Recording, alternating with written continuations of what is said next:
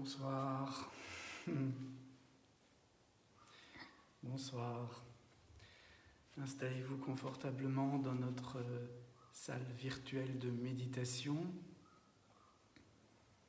Restez bien en contact avec vous. Sentez votre corps, détendez votre corps, soufflez, ne retenez rien.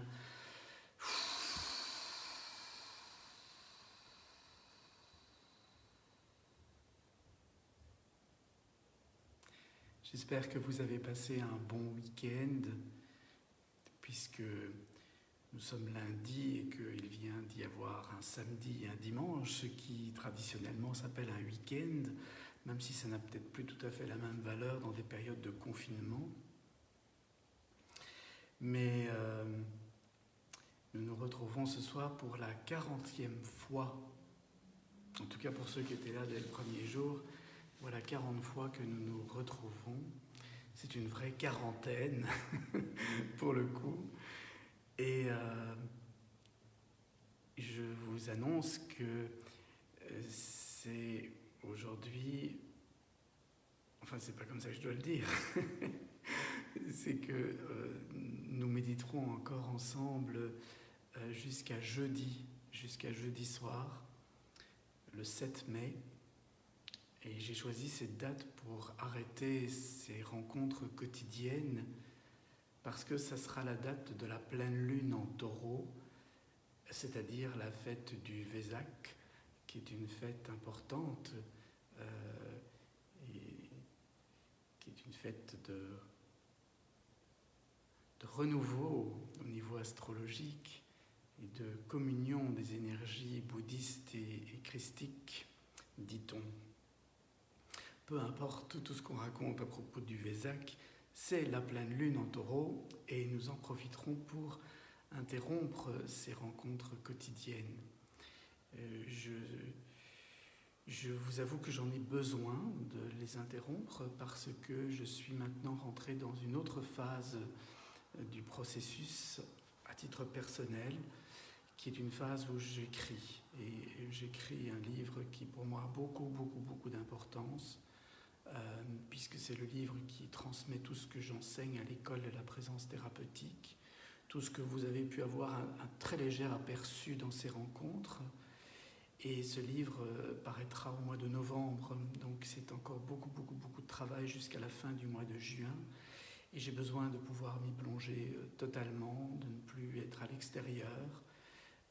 Et donc voilà, c'est un bien pour un mal pour un bien, je ne sais pas comment il faut dire ça, mais du coup, peut-être que nous pourrions garder le contact en méditant une fois par semaine, et je définirai une date. Vous savez, je ne peux rien faire par décision du mental, c'est impossible pour moi. Je ne fais que dans le ressenti, et quand c'est ressenti, je ne peux plus aller contre ce que j'ai senti. Donc j'ai senti que c'était jeudi la fin de ces rendez-vous quotidiens, mais par contre, je sens aussi que ce sera sans doute juste et bien de pouvoir garder un lien, et je ne sais pas encore exactement quel sera le jour de ce lien, qui sera sans doute un lien fixe, un jour fixe, probablement le dimanche, mais je vous tiendrai au courant via les annonces sur Facebook et les stories et tout ce qu'on a comme moyen avec ces médias sociaux. Peu importe, ce qui compte c'est ici et maintenant, parce que personne ne sait où il sera demain, et même si on peut l'imaginer et l'espérer, mais personne ne sait vraiment où il sera demain. Et donc ici et maintenant, nous sommes réunis ce soir, et j'ai annoncé de nouveau via les stories et les réseaux sociaux que je profiterai de cette rencontre pour vous parler un tout petit peu, avant que nous méditions, de ce que l'on appelle les chakras. Puisque depuis le début, nous avons intégré cet exercice que j'appelle bioénergétique, dans le sens où il remet l'énergie de vie en circulation, l'énergie de bios, la vie bioénergétique. Et ces exercices, vous l'avez vu, balayent 7 étages du corps que l'on appelle 7 chakras dans la tradition de l'Inde. Chakra voulant dire roue en sanskrit. Et ces 7 chakras sont en fait 7 zones du corps. Il n'y a pas à en faire toute une histoire très très compliquée. Ce sont 7 zones et il n'y a pas non plus à mettre trop de représentation là-dessus. Certains les représentent comme des roues, comme des fleurs, comme des espèces de vortex. Peu importe. Et ce qui compte, c'est ce qu'on sent, c'est ce qu'on vit.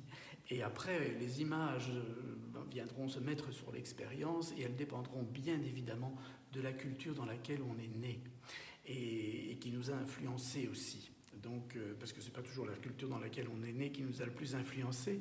Et donc certains représenteront ça de certaines manières ou d'autres, mais la représentation ne devrait pas nous importer. Ce qui compte, c'est l'expérience. Et parler des chakras, c'est simplement attirer notre attention sur le fait qu'il y a plusieurs zones dans notre corps qui méritent qu'on y porte l'attention, qu'on y éveille, qu'on laisse la conscience s'éveiller pour que ces zones puissent vivre pleinement. Et si je vais prendre quelques minutes pour, évidemment, stimuler notre mental, ce qui n'est pas le but d'une rencontre de méditation, mais si je vais prendre quelques minutes pour stimuler votre mental avec de l'information, c'est parce que j'aimerais vraiment que vous puissiez vous rendre compte, je suis d'ailleurs en train d'écrire ça dans l'ouvrage que je prépare, et j'aimerais vraiment que vous puissiez vous rendre compte que ces exercices, c'est pas simplement de la gymnastique, c'est pas simplement remettre les muscles en mouvement, c'est pas non plus simplement de la détente, c'est quelque chose qui agit sur tout l'être, physiquement, émotionnellement, intellectuellement, spirituellement, au niveau de l'énergie, de la conscience et de la conscience de l'énergie. C'est en ce sens que ces exercices sont bien sûr tantriques, puisque je vous ai déjà dit souvent, le tantra, c'est vraiment ce corpus de pratiques à la fois contemplatives, méditatives et physiques, qui a donné lieu d'ailleurs au yoga, et puis de Lao Qigong. Et c'est ce corpus de contemplation et de mouvement qui permet de prendre conscience de l'énergie et qui permet de vraiment comprendre l'énergie de la conscience. Et l'énergie de la conscience, elle est dans différentes vibrations, elle est dans différents niveaux de la subtilité, qui va du plus matériel au plus éthéré, au plus imagé. Et on peut le vivre dans notre corps, cela, surtout quand on comprend à quoi correspondent ces chakras. Alors je vais vous donner quelques informations. Évidemment, elle pourrait être encore plus complète, mais le contexte dans lequel nous sommes permet un certain type de communication. Si vous avez besoin, il y a plein d'ouvrages sur les chakras, etc., bien sûr. En ce qui me concerne, j'ai déjà un petit peu écrit sur ce sujet dans La solution intérieure, qui est un livre qui était sous-titré « Vers une nouvelle médecine du corps et de l'esprit ». Et dans cet ouvrage, il y a tout un chapitre sur la médecine de l'énergie pour soigner le corps et l'esprit. Le corps et le mental, en fait, parce que le mot esprit, je vous l'ai déjà dit, en français est mal utilisé. C'est le corps et le mental, le body-mind. Et ce livre présentait dans cette partie sur l'énergie vraiment les chakras et d'un point de vue pas simplement ésotérique ou mystique ou védique, ayurvédique, culturel venant de l'Inde, mais vraiment en essayant, ce qui est évidemment ma sensibilité parce que je viens d'un monde médical, j'ai été formé à la biologie, à l'anatomie, et justement il y a moyen de décrire ces chakras à ces niveaux-là aussi, et de comprendre que les organes qui sont rattachés à ces différentes zones du corps ont une fonction, produisent des substances, en particulier des hormones, qui vont totalement correspondre à l'énergie, au niveau d'énergie que le chakra gère quelque part. Et donc, moi ça m'a toujours émerveillé d'observer ça, de constater ça, de réaliser aussi que cette connaissance est millénaire, qu'elle vient de la nuit des temps, qu'elle est codifiée dans la médecine dite ayurvédique, Veda, la connaissance, Ayur, la vie, la médecine de connaissance de la vie, qui est sans doute la plus vieille médecine encore vraiment vivante sur notre planète, en tout cas une grande médecine institutionnelle, parce qu'il y a plein de médecines traditionnelles dans des peuplades, etc., qui sont très très très anciennes, mais cette grande médecine institutionnelle de l'Inde, elle est toujours vivante, hein, et elle pourrait nous inspirer à bien des égards, justement en nous permettant de faire ce lien entre les différentes dimensions de l'être, physique, émotionnel, intellectuel, spirituel. Donc voilà. Alors, vous avez vu dans nos exercices, on a balayé 7 zones du corps, les 7 chakras. Et le premier chakra est situé entre les jambes. Je vais vous inviter à vous asseoir confortablement ou vous mettre debout, peu importe.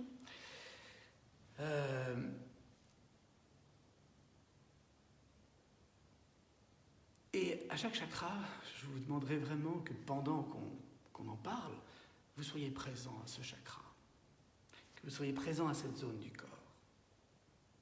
Et donc le premier chakra, il est situé entre les jambes, au niveau du périnée. Le périnée, c'est cette zone qui va de l'anus au testicule chez l'homme, de l'anus au vagin chez la femme. Je vous invite à toucher votre périnée.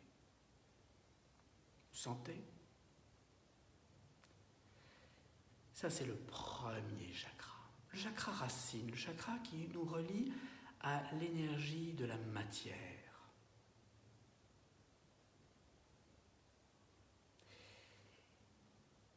Chaque chakra étant une énergie, il est une vibration. Et qui dit vibration dit une onde. Et qui dit onde dit longueur d'onde et fréquence. Plus la longueur d'onde est longue, plus la fréquence est lente. Si la longueur d'onde devient plus courte, la fréquence devient plus rapide. Le premier chakra, qui est en lien avec l'énergie matérielle, est dans une vibration très lente. La matière est très lente, il faut du temps pour transformer la matière. Et cette vibration très lente a une longueur d'onde très longue et une fréquence très lente. Qui dit longueur d'onde dit une couleur. Et qui dit fréquence dit un son. Vous verrez que chaque chakra est relié par sa vibration à une couleur et à un son. Et le premier chakra qui vibre très lentement, cette énergie de la matière, sa longueur d'onde est dans le rouge. Et sa tonalité est dans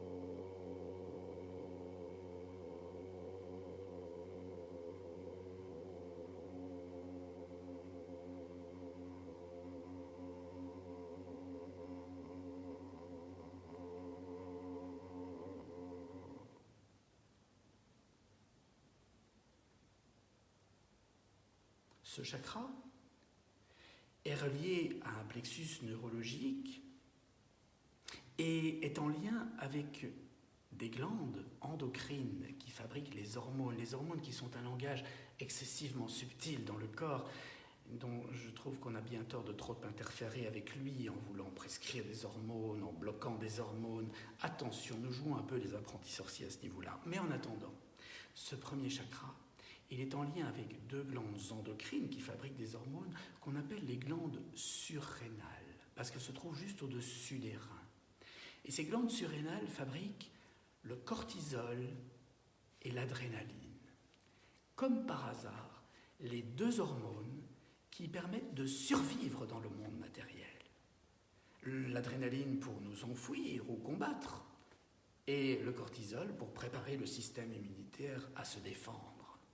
Ce sont les 2 hormones de survie dans la matière, dans l'espace, dans le temps, dans la réalité du premier chakra. L'enracinement, être dans le temps, dans l'espace, ici, maintenant, sentir ses pieds, sentir ses jambes, et sentir cette vibration très lente.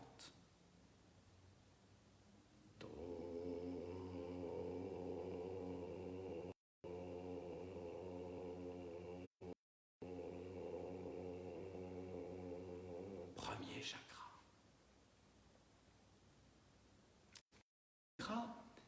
Il est situé entre le nombril et le pubis, dans le bas du ventre, avec une composante antérieure et postérieure. La composante postérieure se trouve au niveau de la jonction lombo-sacrée. Ça souvent quand on se lève le matin, en prenant un peu d'âge. Mais parfois, il y a des gens très jeunes. Voilà. Et ce deuxième chakra, il est déjà une énergie plus rapide. Sa longueur d'onde est un peu plus courte. Elle définit une couleur orange. Et sa fréquence, plus rapide, définit une tonalité qui est plutôt dans Ré, Ré, Ré, Ré. Ce chakra est en lien avec, maintenant que je suis sur Terre, dans la matière, premier chakra, je suis en relation avec ce monde. Et dans cette relation naissent des signaux qui nous renseignent sur la qualité de ce qui se passe en relation avec le monde. Ces signaux, on les appelle des émotions. Le deuxième chakra est le chakra de la gestion émotionnelle. Des émotions qui colorent notre humeur, mais qui aussi font toute la créativité par la rencontre des opposés. L'énergie du premier chakra, l'énergie de la terre, quand elle arrive dans ce deuxième chakra, elle se révèle en polarité opposée, du yang qui pousse, du yin qui se relâche, du masculin, du féminin. Et la réunion de ces énergies opposées qui créent une tension est à l'origine de la créativité, accompagnée d'une grande sensualité, d'une sexualité. C'est l'endroit où on porte les bébés. Et il est en lien avec deux glandes endocrines qui, chez l'homme, s'appellent les testicules et qui, chez la femme, s'appellent les ovaires. Et comme par hasard, les testicules et les ovaires sont exactement les qui fabriquent les hormones qui modulent notre vie. Les femmes, plus que les hommes, bien encore, savent ça. À l'occasion du cycle menstruel, il y a des changements d'humeur qui sont liés à la présence des œstrogènes, puis à la chute du taux d'œstrogène, l'apparition de la progestérone. Cette vie émotionnelle qui dépend de ces glandes endocrines, ces glandes sexuelles que sont les testicules et les ovaires, est générée par cette zone du deuxième chakra. Ré, ré, orange. Alors, on peut monter au troisième chakra. Ce chakra qui est dans la zone de l'estomac, aussi très souvent le plexus solaire. Ce troisième chakra, eh bien, il est en lien avec l'intellect. L'intellect qui permet, le mental, qui permet de définir qui je suis, de me donner une identité. Moi, et ce moi qui dit je, l'ego, est encore plus rapide. Elle est, sa longueur d'onde, dans une couleur jaune. Et sa tonalité est plutôt dans un mi, mi, mi. Maintenant que je suis sur Terre, premier chakra, lien avec les autres et le monde dans mes émotions, deuxième chakra. Quelle est la relation que j'ai avec moi? Comment je me vois, comment je me définis, mon identité, troisième chakra. Ce qui est merveilleux, c'est de se rendre compte que ces trois premiers chakras correspondent exactement aux trois étages de notre cerveau, qui est le résultat d'une longue évolution, avec un très ancien cerveau reptilien, là où sont engrammées nos réactions de survie dans le monde matériel. Et puis ce cerveau reptilien qui fait que ces réactions de survie vont être transformées en cerveau mammalien, en des émotions, c'est le deuxième chakra. Et puis, ces émotions vont informer le mental et donner des sentiments, des croyances, des pensées, c'est le troisième chakra. Alors vous le savez, vient le 4. Ça c'est le plus important. C'est le plus important parce que c'est le grand transformateur. C'est le transformateur de toutes ces énergies habituelles, ordinaires, physiques, émotionnelles, intellectuelles, en quelque chose de beaucoup plus subtil qui appartient déjà au monde spirituel. Mais ce cœur, il faut l'ouvrir et nous avons appris ensemble depuis 40 jours à l'ouvrir. Tantriquement, physiquement, en ouvrant la cage thoracique, en libérant cette merveilleuse énergie de l'acceptation inconditionnelle, l'acceptation de moi qui est dans le troisième chakra, les autres et la relation dans le deuxième chakra, et le monde, la matière qui est dans le premier chakra. Et ce quatrième chakra, il vibre encore plus rapidement. Sa longueur d'onde est dans une couleur verte. Et sa tonalité est dans un fa,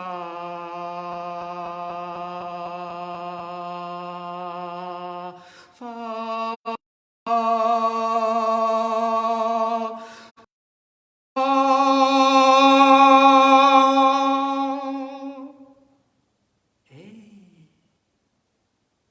voilà une belle façon d'ouvrir le cœur. Faire résonner la poitrine. Et ce chakra, il commande une glande qui se trouve juste au-dessus du cœur, qu'on appelle le thymus. Quand j'étais étudiant en médecine, on me disait que ce thymus n'avait pas une grande importance et qu'il allait se réduire avec l'âge, qu'il était surtout important chez les bébés. Aujourd'hui, on sait que ce n'est pas vrai du tout. Le thymus est très important et c'est une glande qui intervient dans la maturation notamment des lymphocytes, ces fameux lymphocytes T pour thymus. Thymus qui vient du grec thumos, qui veut dire l'humeur, l'émotion, le sentiment. Et ces lymphocytes T sont très en rapport avec toute cette vie de notre cœur.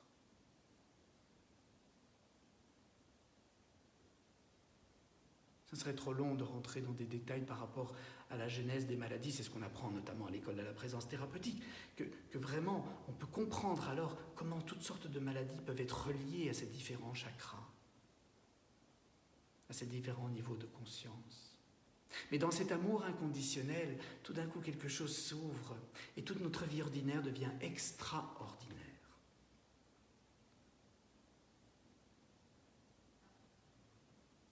Alors, maintenant que je suis bien sur terre, ancré, premier chakra, en relation avec les autres, en relation avec le monde, dans ces émotions, cet élan, cette sensualité, cette sexualité, cette créativité, c'est la même énergie tout ça. Et maintenant que je suis en relation avec moi dans le troisième chakra, dans une définition claire de mon identité, et que j'ai pu accepter, accueillir tout ça, quatrième chakra, je monte au cinquième chakra. La gorge, la nuque, toute la région du cou, que nous avons appris à ouvrir ensemble, notamment avec certains exercices assez amusants, hein, l'exercice du kiné et du patient, vous vous souvenez? Pour ceux qui n'y étaient pas, tout ça est encore sur les vidéos sur le Facebook, hein, il suffit d'y retourner, ou sur la chaîne YouTube Silence et Présence. Eh bien, ce cinquième chakra, il est en lien avec cette conscience de nos besoins, de nos limites, de tout ce qu'il faut pouvoir mettre en place dans notre vie pour que cette vie puisse prendre corps et se manifester pleinement. Et c'est par ce chakra que nous avalons la nourriture, que nous inspirons l'air, que aussi nous allons appeler, demander, dire notre vérité. C'est le chakra de l'expression du besoin, de l'expression claire de la limite. C'est par là qu'on apprend à dire oui, clairement, franchement, parce qu'on apprend à dire non, vraiment, clairement. Alors, ce chakra est dans une vibration encore plus rapide.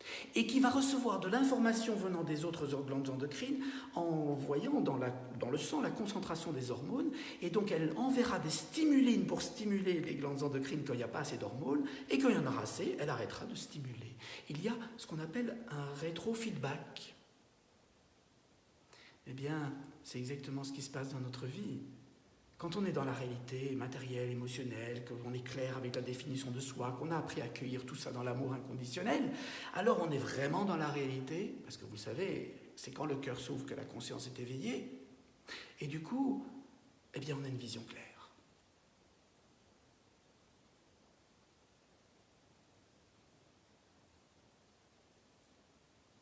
Et enfin, nous pouvons alors monter au 7e chakra.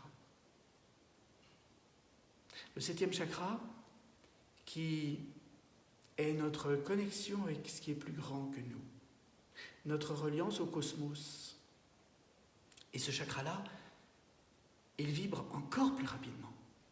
Il est dans une tonalité si, si, c'est là-haut, hein, si,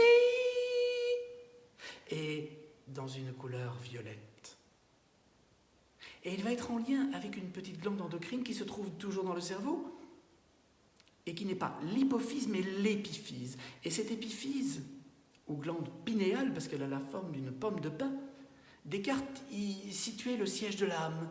Mais Descartes était initié d'une certaine manière et l'héritier d'une longue tradition qui savait très bien que l'âme, elle est là, elle vient, elle s'incarne par là. Et elle est reliée à sa source et au cosmos. Par là. Et cette glande pinéale, elle fabrique des hormones, notamment une hormone particulière qui s'appelle la mélatonine. Et cette mélatonine, elle va précisément dépendre, pour sa sécrétion, va dépendre des degrés d'ensoleillement, d'obscurité, les cycles des saisons. C'est vraiment quelque chose qui nous relie au cosmos et qui va après totalement réguler l'activité de l'hypophyse et puis de toutes les autres glandes endocrines, de sorte que notre organisme va fonctionner en fonction des saisons, du jour, de la nuit, parce que nous sommes connectés à plus grand que nous. Waouh! Et bien voilà un petit tour du propriétaire, c'est nous. Et tous ces chakras sont reliés à des réseaux de canaux énergétiques qu'on appelle les nadis dans la tradition de l'Inde, qui sont tout à fait proches de ce qu'on appelle les méridiens d'acupuncture dans la tradition de la Chine. Ces cultures ont une compréhension de la dimension énergétique de la vie. Et dites-vous que quand vous faites ces exercices bioénergétiques, eh bien vous travaillez là-dessus. Vous travaillez sur ces canaux, vous travaillez sur ces chakras, et donc vous travaillez sur la conscience. Voilà. Juste, non pas pour vous convaincre, mais pour vous dire que tout ça n'est pas simplement de la gymnastique pour se sentir un peu mieux. C'est quelque chose de profondément relié à la vie et qui est sacré. Et je suis très triste de voir aujourd'hui que ça soit dans la pratique du yoga, du qigong, de toutes sortes de ce magnifique héritage et patrimoine que nous avons, on n'est pas assez sacré. On ne se rend même pas compte de ce qu'on fait. On n'est pas assez compte de ce qu'on fait. Je ne dis pas qu'il n'y a pas des professeurs de yoga et de qigong qui sont reliés à ça, mais attention, ne réduisons pas ça juste à une utilité pour se sentir un peu mieux. Ça fait partie d'un profond chemin. C'est ce chemin que j'ai essayé de faire pendant 40 jours avec vous. En y allant touche par touche, parce que c'est énorme, une initiation. Et à lire les témoignages des uns et des autres que je reçois, eh bien, je vois que pour certains, ça a vraiment été une initiation, quelque chose qui s'est mis en route ou qui s'est réouvert, qui s'est reconscientisé. Et pratiquez, vous verrez, c'est énorme ce qui peut se passer. Énorme. Vous quittez le monde ordinaire pour entrer dans quelque chose de vraiment extraordinaire. Mais notre culture ne nous a même plus donné un aperçu de cela. Et on l'a relégué au rang des religions qui elles-mêmes l'ont dénaturé parce qu'elles parlent de ça mais elles ne le vivent pas. elles parlent de ça. Elles font même les gestes parfois pour bénir. Mais est-ce que les gestes sont habités? C'est ça qui manque à nos sociétés, d'habiter chacun de nos gestes. Que la conscience soit éveillée dans chacune de nos actions. C'est vraiment ça qui manque. N'espérons pas changer le monde, participer à une évolution plus harmonieuse du monde si nous n'allons pas là-dedans. N'espérons même pas. Sans ça, qu'est-ce qui va se passer? C'est qu'on va édicter des lois pour nous imposer des façons de nous comporter, pour moins polluer, pour restreindre ceci, cela, mais on ne va pas le sentir, donc on va vivre ces lois dans la contrainte et on va de toute façon essayer d'y échapper et on continuera comme avant. Le seul moyen, c'est, comme le disait le Mahatma Gandhi, d'être le changement que nous souhaitons voir dans le monde. Et si vous voulez de l'amour dans le monde, aimez, et plus qu'aimer, soyez cet amour. Donc ouvrez votre cœur. Et si vous voulez vraiment agir dans le monde, ne soyez pas déconnectés du monde, ne vous réfugiez pas dans des pratiques juste pour vous sentir bien. Descendez dans le monde et agissez avec cette conscience, dans cet ancrage. Les deux pieds sur terre, le cœur ouvert et la tête reliée au cosmos qui nous indique le chemin. Voilà. Ça va? Le mental est assez en ébullition. Oh. Alors on va faire un tout petit balayage de cette chakra et puis une plongée dans le silence intérieur. Et puis on fera notre cercle de guérison comme chaque soir et puis nous nous quitterons. Je vous invite à vous lever.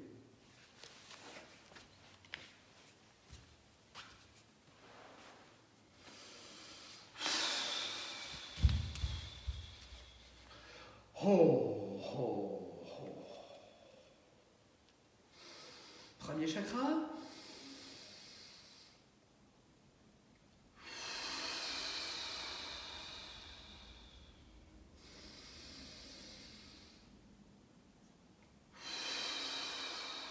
Je ne dirai rien, vous êtes censé avoir appris. Il y a assez de vidéos pour répéter tout ça.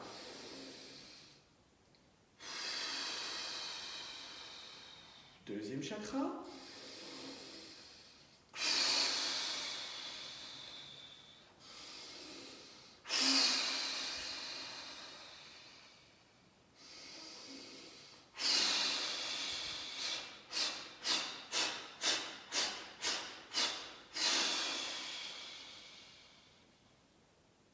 Troisième chakra.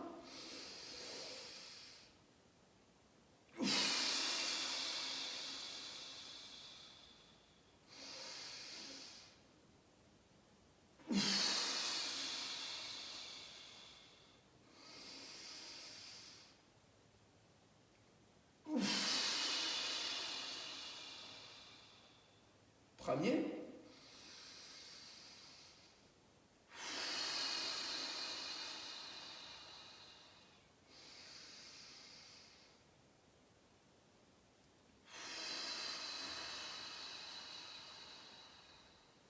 Deuxième.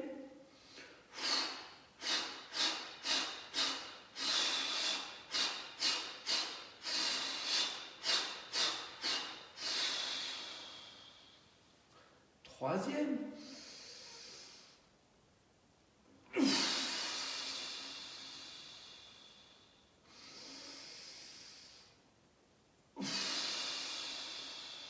Quatrième.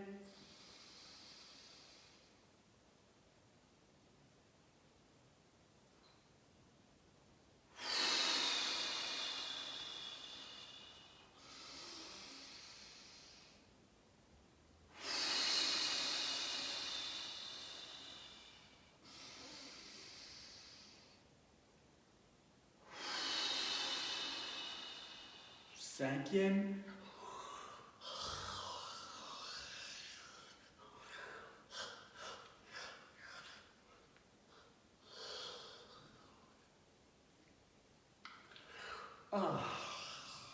Sixième.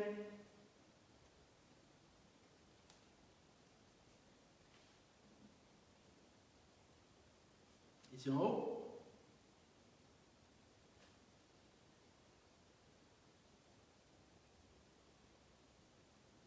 Gauche-droite.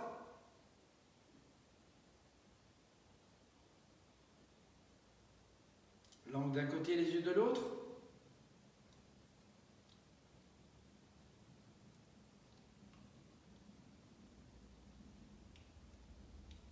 Et on termine par un petit massage au sommet du crâne, tout en gardant bien les genoux déverrouillés, le contact avec le sol.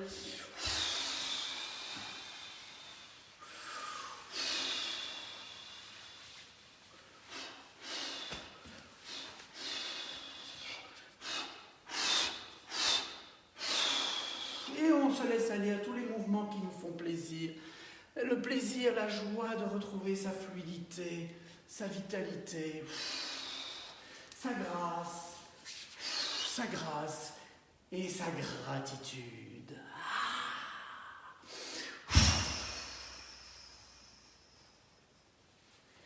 Et...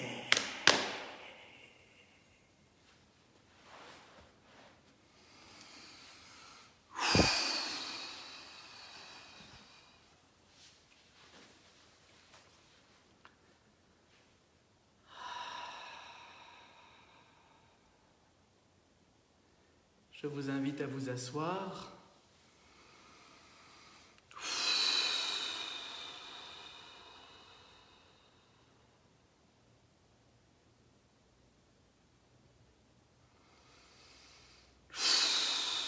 Soufflez, ne retenez rien.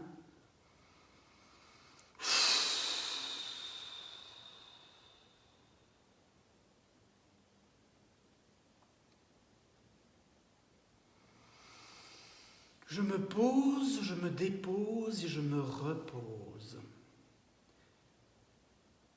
Et je ne guiderai pas plus la méditation que simplement par l'énoncé des 4 parties. Vous êtes censé avoir intégré la carte, maintenant vous pouvez visiter le territoire.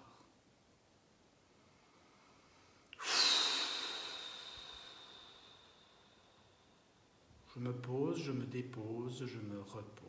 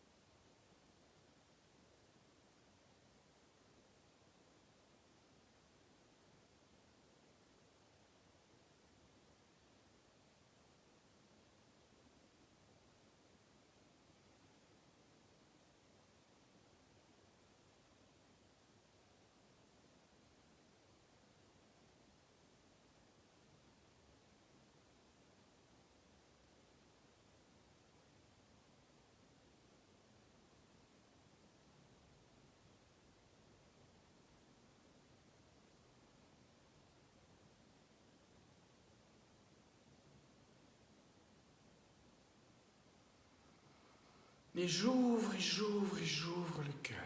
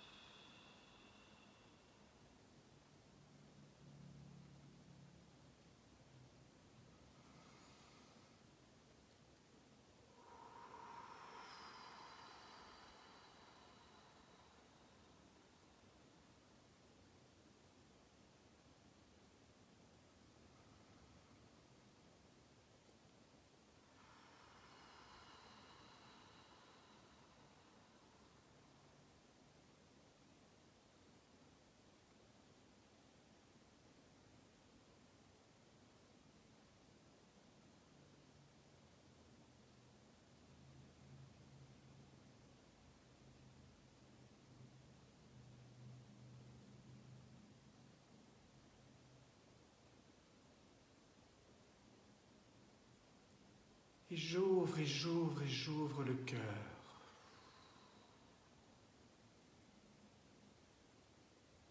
Et j'écoute le silence à l'intérieur.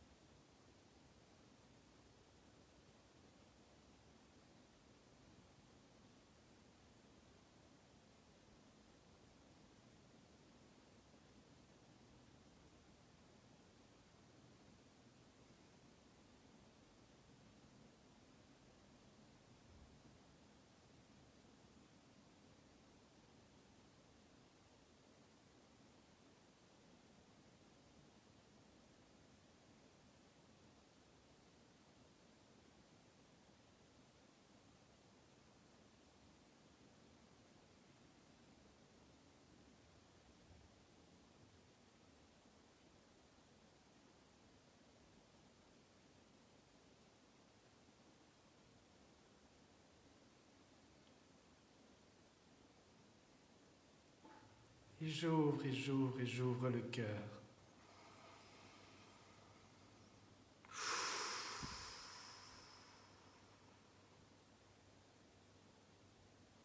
Et j'écoute le silence tout au fond.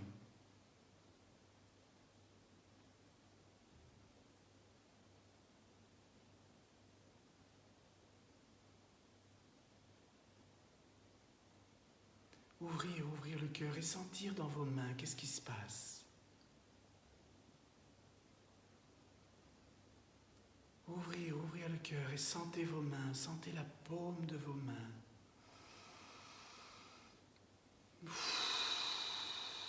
Portez l'attention sur la paume de vos mains.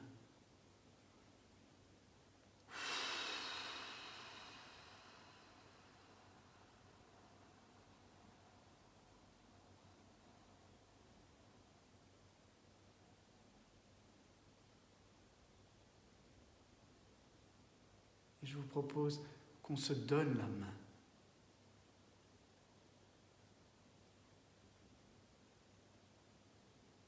Que nous formions un immense cercle.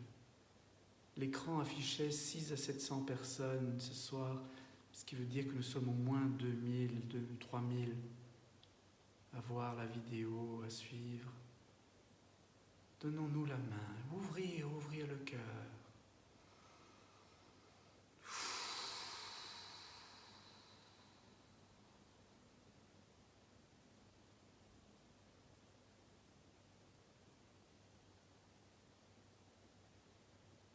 Que sentez-vous dans vos mains ?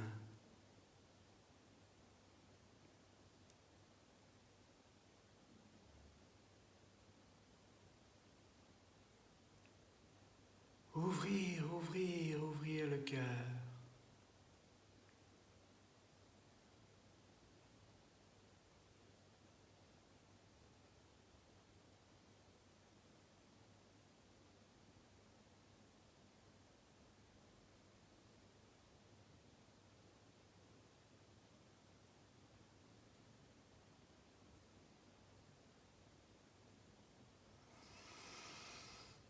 Et ensemble, nous formons ce cercle dans lequel nous pouvons inviter à nous rejoindre toutes les personnes qui nous paraissent déconnectées, plus suffisamment ancrées, plus suffisamment fluides dans leurs émotions, plus suffisamment en contact avec qui elles sont, plus suffisamment le cœur ouvert pour accepter tout ça, plus suffisamment dans la capacité de dire leurs besoins, leurs limites, plus suffisamment dans des concepts sains et reliés à la réalité, plus suffisamment connectés à plus grand que nous, au cosmos, à la vie, à la lumière, à la conscience.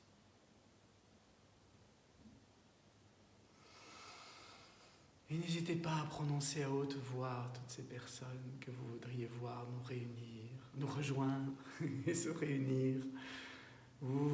J'ouvre le cœur.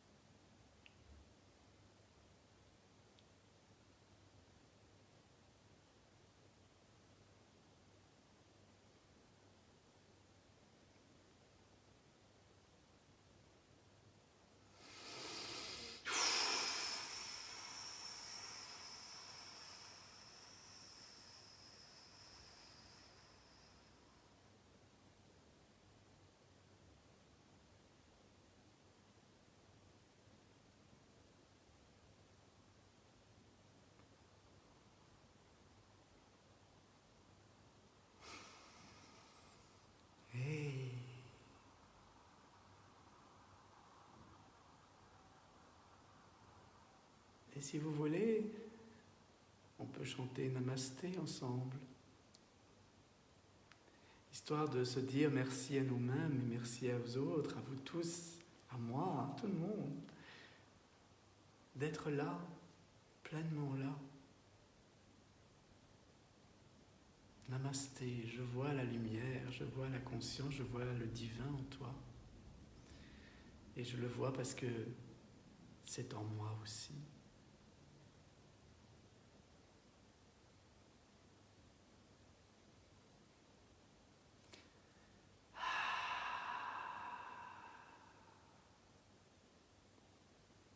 Namaste,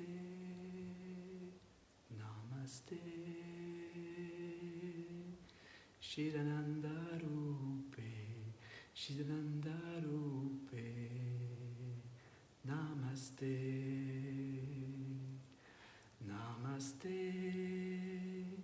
Namaste,